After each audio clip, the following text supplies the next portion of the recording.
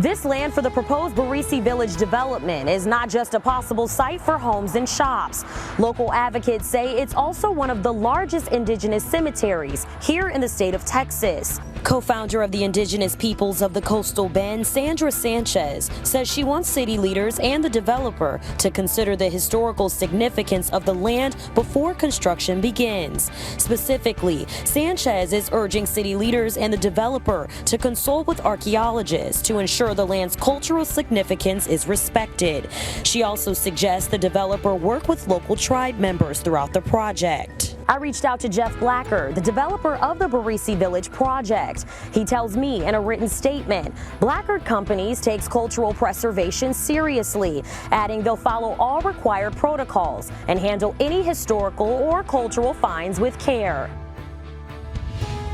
Recall efforts against these three Kingsville commissioners continue. It targets Norma Nelda Alvarez, Hector Hinojosa, and Leo Alarcón. All three were elected in 2024, but have been accused of unprofessional conduct and behavior, targeting personnel, among other issues. Back in June, Selena Tijerina collected 292 signatures to oust the three commissioners. All three commissioners voted against the recall. Now she's suing them and the city. Tijerina and her lawyers say it's not about politics, it's about following the city's procedures. Now a district judge is taking over their case. I reached out to all three commissioners, the interim city manager, and mayor, but have not heard back. I also stopped by Kingsville City Hall, but had no luck. Tijerina says at the end of the day, she just wants accountability. I looked through the city's agenda for August 25th. It states they plan to discuss and consider hiring an attorney for the lawsuit. After more than a year, the Tovar Street Bridge in San Diego is finally open. You know the one I'm talking about. It was in pretty rough shape before. This local guy, Roberto Reyes, told me his scooter would literally bounce when he rode over it because there were so many cuts and gaps in the old bridge. The city had a ribbon-cutting ceremony on Tuesday where everyone was super excited. Roberto was all smiles, saying, "It is very beautiful." I was excited when I went through there. It made me feel good. Here's the thing though, the timing was kind of a mess because they were also working on Highway 359 at the same time. So basically, two of the main roads to get to school were both under construction. Talk about a traffic nightmare. The whole project cost over $2 million and was covered by federal money. Leaders tell me there are more projects throughout Duval County to come.